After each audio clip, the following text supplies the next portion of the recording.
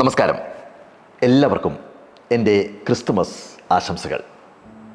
Jesus വെറും 33 വയസ്സുവരെ മാത്രമേ ജീവിച്ചുള്ളൂ. കുരിശിലേറ്റപ്പെടും മുമ്പ് ആ ദേഹത്തിലേൽപ്പിച്ച എല്ലാ ശിക്ഷകളെയും മനസ്സിലേൽപ്പിച്ച എല്ലാ മുറിവുകളെയും സഹനം എന്നൊരൊറ്റ മറുപടി കൊണ്ട് അദ്ദേഹം നേരിട്ടു. ഞാനിന്ന് പറയുന്നത് സഹനത്തെക്കുറിച്ചാണ്.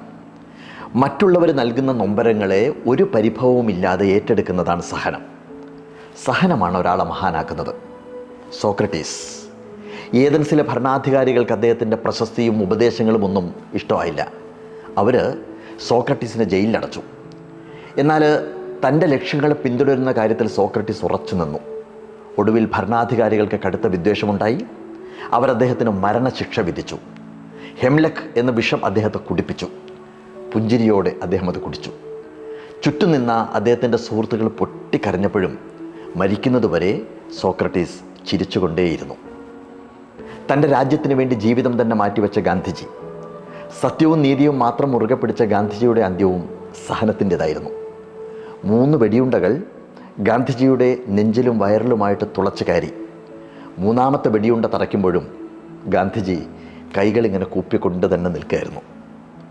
നീതിമാന്മാരിൽ പലരും ഇങ്ങനെ സഹനത്തിൻ്റെ കൊടുമുടികളിലേക്ക് നയിക്കപ്പെടുന്നത് എന്തുകൊണ്ടാണ്? ആലോചിക്കണം. അതുവരെ ഒപ്പം കൊണ്ട് നടന്ന ജൂദാസാണ് യേശുവിനെ ഒറ്റിക്കൊടുത്തത്.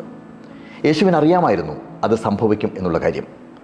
നിങ്ങളിൽ ഒരാൾ എന്നെ ഒറ്റിക്കൊടുക്കും എന്ന് യേശു പറഞ്ഞത് അതുകൊണ്ടാണ്. എന്നിട്ടും ഒരു പരിഭവവും പറഞ്ഞില്ല.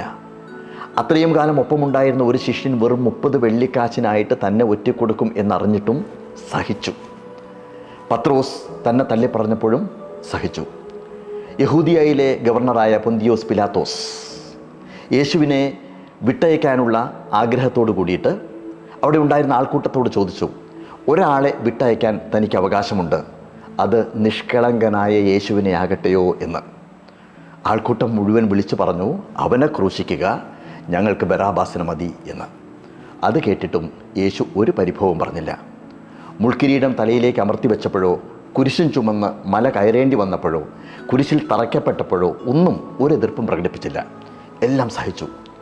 ഖലീൽ ജിബ്രാൻ്റെ കൃതിയിൽ ഇത് അതിമനോഹരമായിട്ട് വിവരിക്കുന്നുണ്ട്.